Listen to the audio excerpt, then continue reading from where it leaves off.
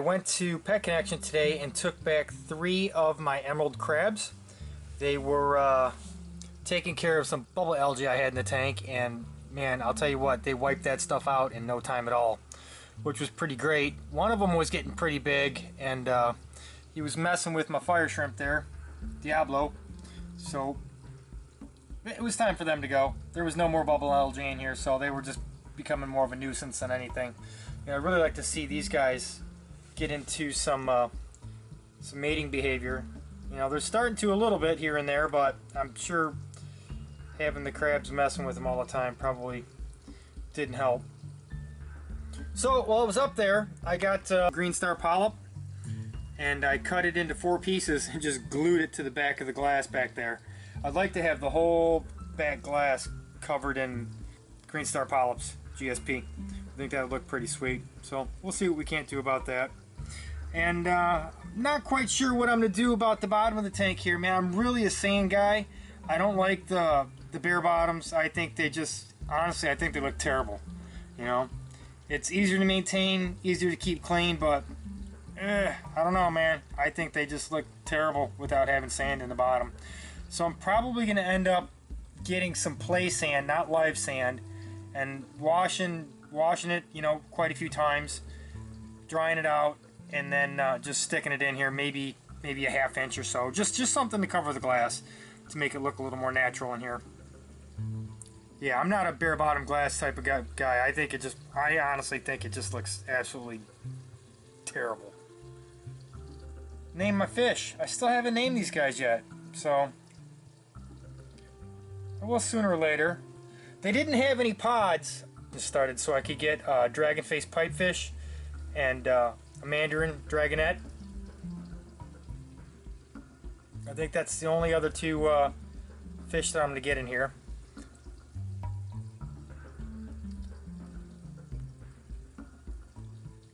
So let's go over the system one more time. I'll show you what I got. So I got these 2 little Jabo power heads. Got one here and one here. They're the 10 series. I'm not quite sure. There's like 6 different models, but they're all pretty much the same. A little Eheim feeder right here. Got a little piece of tape on here so the hole's really small. That comes out. It only drops maybe, you know, 6 or 7 pellets, and it does that 3 times a day. Can't quite remember. I think it's 3. I did drill this tank. It has the Herbie style overflow on it.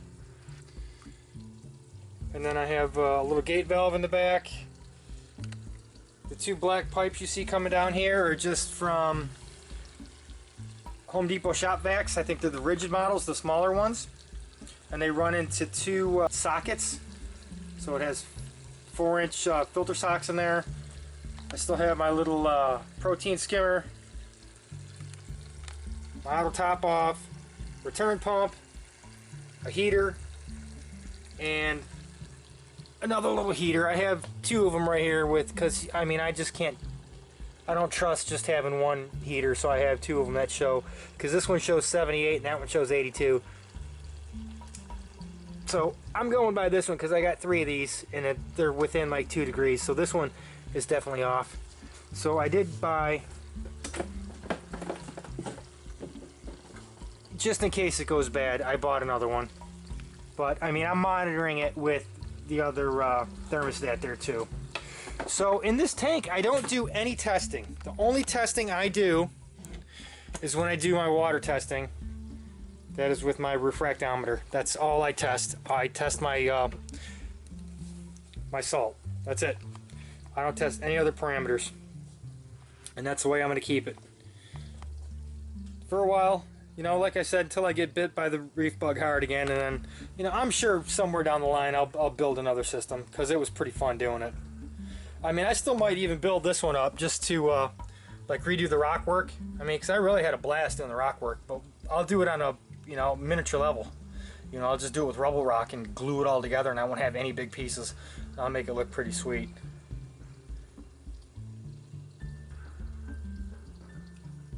But yeah, honestly, man, I'm enjoying the smaller tank. You know, the bigger one, you know, there's a lot of responsibilities. You know, the bigger you go. You know, the smaller it is, the easier it is to take care of. It's just a fact. You know, I got to do a 10-gallon water change once a week. Well, I probably do 15 gallons. I do like a true 50% water change once a week. You know, and that's nothing. You know, I used to do 50 gallons for the other one once a week. You know, and you're talking, you know, you're spending quite a bit of money in just salt and materials to keep that thing running and looking good. So I'm going to keep it easy for a little while. Keep it clean. Take care. Peace.